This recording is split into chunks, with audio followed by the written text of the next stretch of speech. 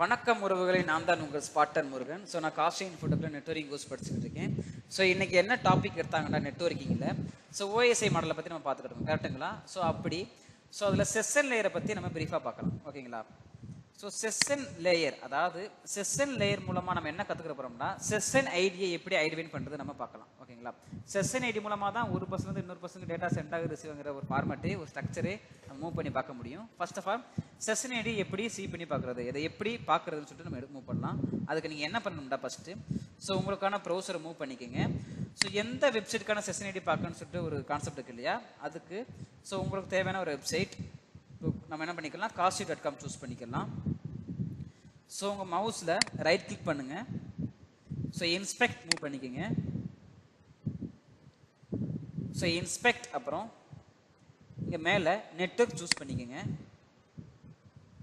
So network choose பண்ணப்பட்டு உங்களோட பேஜை refresh பண்ணிக்கோங்க. ஸோ ரீஃப்ரெஷ் பண்ணப்பட்டு உங்கள் பேஜ் வந்து ரொம்ப லோட் ஆகும். லோட் ஆன பிறகு ஸோ அப்படியே மேலே ஸ்க்ரோல் பண்ணிங்கன்னா ஸோ நீங்கள் என்ன டொமைன் செட் பண்ணீங்களோ அந்த நேம் ஃபஸ்ட்டில் இருக்கும், ஜஸ்ட் கிளிக் பண்ணுங்க. ஸோ குக்கீஸுங்கிற ஒரு ஆப்ஷன் இருக்கு இல்லையா, அந்த குக்கீஸ்னு ஆப்ஷனை என்ன பண்ண முடியும், நம்மளோட செஷன் ஐடியை கோத்ரூ பண்ண முடியும். ஸோ இந்த மாதிரி தான் நீங்கள் ஒவ்வொரு வெப்சைட்டுக்கும் செஷன் ஐடியை கோத்ரூ பண்ணி பார்க்கலாம், சி பண்ணி பார்க்கலாம். ஸோ இந்த கான்செப்ட் தான் எல்லாத்துக்குமே, எல்லா வெப்சைட்டுக்குமே. Thank you guys.